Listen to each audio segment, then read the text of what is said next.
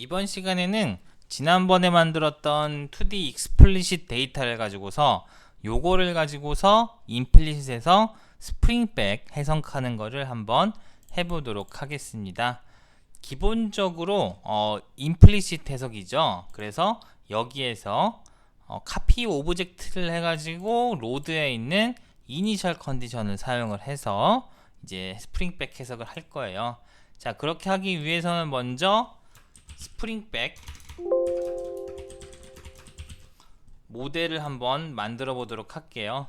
자, 스프링백 해석을 하는 과정에서 이제 여러분들이 이 임포트를 하게 될 텐데, 전에는 임포트를 하게 되는 경우에 커맨드 창에서 모델을 정하고 뭐 이런 거를 다 해줘야 되는데요. 지금은 그렇게 안 해도 돼요. 그래서 여기에서 익스플리시트 해석에서 여기 파트 에서도 재료만 가져오면 되겠죠. 그래서 인스턴스에서 여기 펀치가 아니라 쉬트만 가져오면 되고요. 머티리얼하고 섹션만 이렇게 가지고 오면은 됩니다.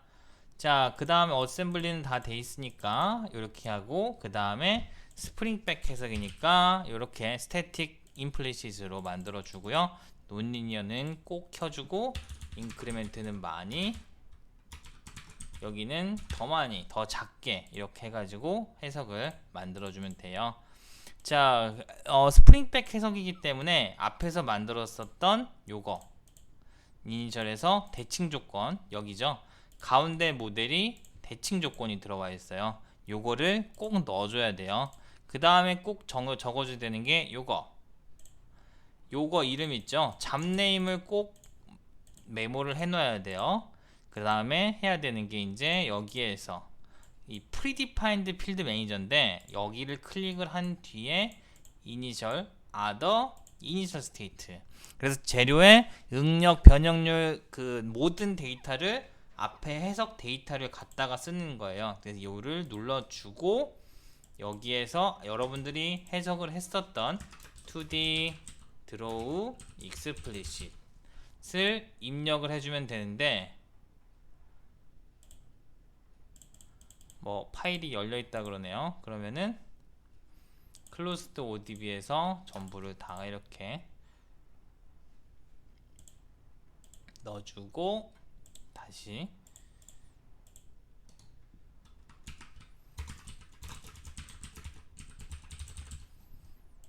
이런 식으로 해주면은 이제 이렇게 됐죠. 잡네임에서 맨 처음 맨 마지막에 했던 그 해석 결과를 여기다가 갖다 붙이는 거예요. 그래서 요걸 한번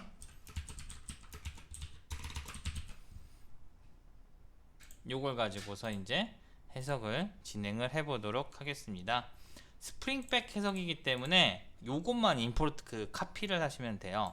그래서 앞에서 성형을 했었던 여기 가운데죠. 이 경계 조건, 얘가 대칭 조건은 그대로 넣어줘야 돼요. 똑같이. 그리고 나서 메쉬를 따로 짜게 되면은 이 따로 짠 원래 익스플리시트의 메쉬를 동일하게 만들어 줘야 돼요. 그러니까 여기에서는 이제 보시면은 지금은 이렇게 돼 있지만은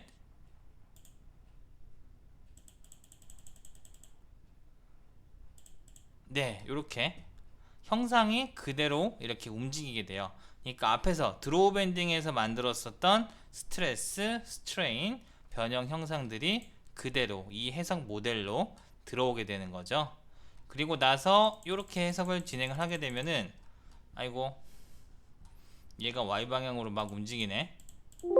이러면은 이제 해석이 잘못됐다는 거. 그래서 로드에서 실제로 요거를 하나를 더 잡아줘야 되겠네요. 디스플레이스먼트로 요 가운데 부분에 U점을 잡아주면 되겠죠. 이렇게. 보통 이제 임플리시트 스프링백 해석에서는 컨택은 모두 없는 게 좋고요. 실제 공정과 동일하게. 그 다음에 얘가 자유롭게 이동을 하지 않도록 대칭점이 있는 부분을 하나를 XYZ 이동을 완전히 고정시켜 주는 게 좋아요. 그래야지만이 뭐든지 얘가 형상을 그대로 위치가 이렇게 안 내려가고 움직일 수 있기 때문이죠. 자, 보시면은 이제 자, 이렇게 돼 있어요. 처음에는 이렇게 U자형으로 돼 있는데 옵션스 커먼 피처 엣지, 하나를 더 설명을 드리면 이 옵션에서 커먼으로 오시고 이 베이직 오른쪽에 있는 게 이제 비저블 엣지인데 올 엣지를 누르시게 되면은 이 엣지 형상이 전체가 나오고요. 익스테리어 엣지를 누르면은 메쉬는 그대로 나오고 피처 엣지를 누르게 되면은 여기에서 외곽 형상이죠. 외곽 형상만 나와요. 프리 엣지를 누르면은 이게 이제 특징선, 형상선 빼고 다 나오게 되고 노 엣지를 누르게 되면은 이와 같은 식으로 웨지 부분도 전체가 다 없어지게 돼요. 자, 그래서 스프링백 해석을 진행을 했는데 이렇게 보시면은 이제 재료가 움직이게 되면서 이 부분이 벌어지게 됐죠. 응력이 빠지게 되면서 2D 드로우 밴딩의 일반적인 특징인 여기 커버처와 이 부분의 플랜지 각도가 이제 여러분들을 이렇게 해석을 해볼 수가 있습니다. 그래서 이제 모든 앞으로 여러분들이 이제 하게 되는 익스플리시트 해석 같은 경우에서는 스프링백을 이렇게 임플리시트에서 해석을 해본다는 거. 자, 그럼 요걸 가지고서 우리가 익스플리시트에서 스프링백을 한번 볼게요. 비교를 한번 해보도록 합시다. 동일한 조건에서 인터랙션은 모두 스프링백 해석에서는 꺼주고 로드 하나를 만들어 주는데 벨로시티를 스프링백 단계에서 여기죠. 얘를 U2를 하나를 완전히 고정시켜 볼게요.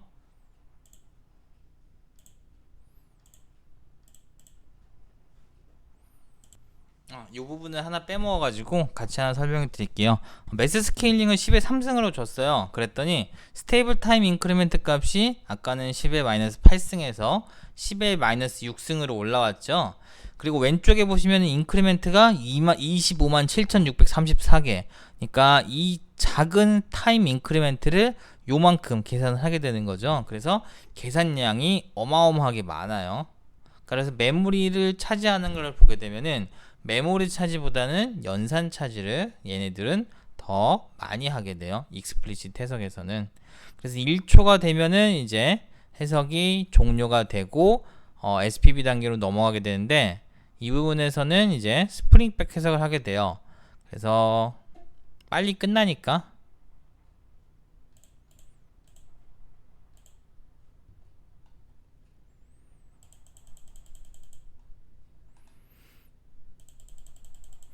익스플리시트에서 하게 돼도 사실 스프링백 형상은 이런 식으로 나오게 되는데 지금 보시는 것처럼 어떤 식으로 되느냐, 얘가 이제 운동 에너지를 갖고 있죠. 다이나믹 해석이기 때문에 이 변형하는 에너지를 이런 식으로 진동을 하게 돼요. 그래서 정확한 해석 결과는 잘 안 나오게 된다는 거. 그래서 스프링백 해석에서는 꼭 임플리시트로 해주는 게 좋습니다. 아니다, 꼭 임플리시트로 한다고 하면 돼요.